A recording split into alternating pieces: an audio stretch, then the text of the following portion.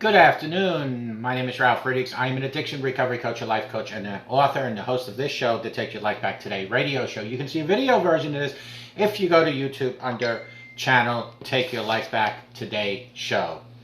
You make your choices, and your choices, they will make you. So choose wisely. Way back in 1955, Rosa Parks made history when she refused to sit at the back of the bus. She had the courage to stand up for her rights, and she walked into the pages of history more than 4 decades later. Well, more than actually, it's 5 decades now. She received the Congressional Gold Medal, I should say. Rosa Parks had a strong Christian faith. Writing in her autobiography, Quiet Strength, she said, and I quote, "Prayer and the Bible became a part of my everyday thoughts and beliefs. I learned to put my trust in God and to seek Him as my strength. I believe in church and my faith, and that has helped me to give me the strength and the courage to live as I did." Unquote. Think of the influence of one woman who refused to be pushed to the back of the bus, and think of others who have made history because they stood up for what is right and what is true. That is living with conviction. As author and minister Edward Everett Hale once stated, and I quote again, "I am only one, but I am one. I cannot do everything, but I can do something. And I will not let what I cannot do interfere with what I can do." Unquote. Friends, Jesus said, "You are the salt of the earth, but what is good is salt what good is salt if it's lost its flavor? Can you make it salty again? It will be thrown out and trampled underfoot as worthless." Matthew, I think it was 5:13, I believe. So one godly individual in the darkest situation can make a big difference. Just one. That's all. Often, however, we're not happy with where we are we? We're not happy with neighborhoods we live in, the jobs we have, or the people around us. Yet, does it ever occur to us that God has placed us where we are for a particular reason? You may be the only Christian in your sphere of influence right now. You may be the only follower of Jesus Christ that others will see. Friends, in the Old Testament, we find the account of Esther, who won a beauty contest and became the queen of Persia. But she hadn't revealed to her husband, King Ahasuerus, that she was Jewish. And when a wicked man named Haman hatched a plot to execute all Jews, Esther was oblivious to it because she lived in the comfort of the palace.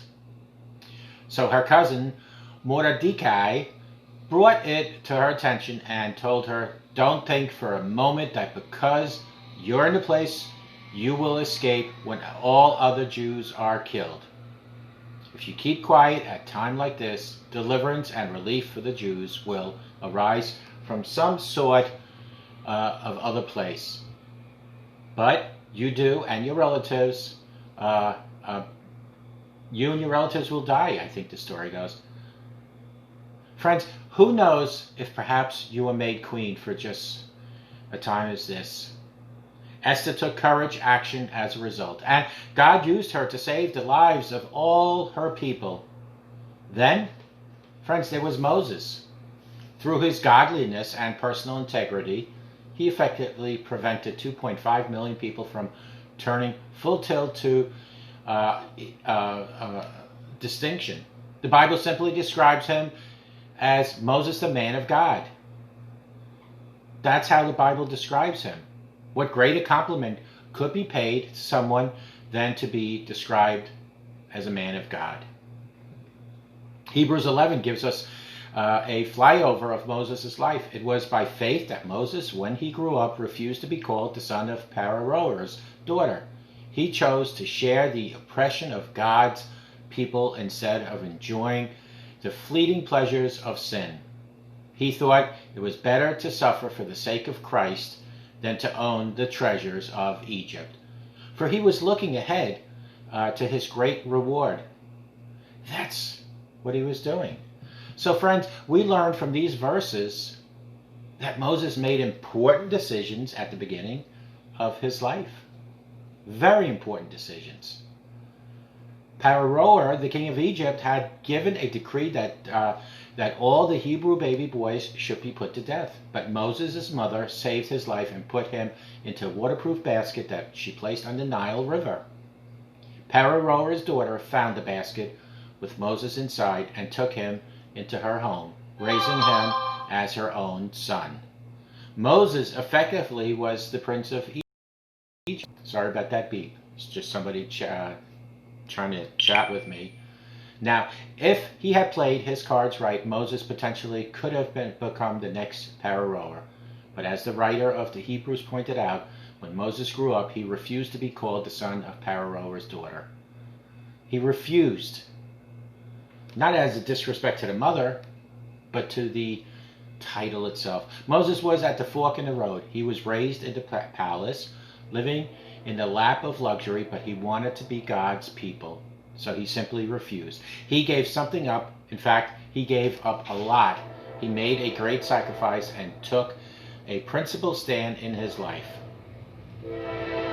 Like Moses, we all will come to the forks in the road. Some of us have, some of us will continue, which then lead to other forks in the road. These pivotal moments in our lives can make all the difference in how we end up in our lives. And know this, my friends watching or listening to me on the radio, the evening of your life is determined by the morning of it. The end of your life is determined by the beginning. I just finished a book, Start with Christ, Live with Christ, and End with Christ. How important is it to make the right decisions? Very important. A good example of this is Shadrach and Meshach and Abednego, 3 young Hebrew teenagers who took a principled stand when the Babylonians carried them away captive. They were brought to the king's court to be trained and schooled in the ways of Babylon. But along with their friend Daniel, they refused to eat the food from the king's table. We don't know the reason, but it seemed to be on the basis of their commitment to the Almighty God, and God honored them for it. Friends, later, when King Nebuchadnezzar erected a 90-foot tall golden image and told everyone to worship it, including the 3 boys that I just discussed, they refused to bow. The principled stand they made earlier gave them the courage to do what they did. So if you're young, you're making decisions now that will affect you for the rest of your life. And ultimately, you will face the consequences of your earlier choices. All the bad decisions I made when I was younger, I had to face those consequences. Choices really do matter. You make your choices, and your choices make you. Call me at 844-405-HELP together. You and I, we can help each other take our lives back. Be good to yourselves and always be good to each other. Remember, a simple smile to anyone can make a difference. It can change your life too. Choices you make will make you.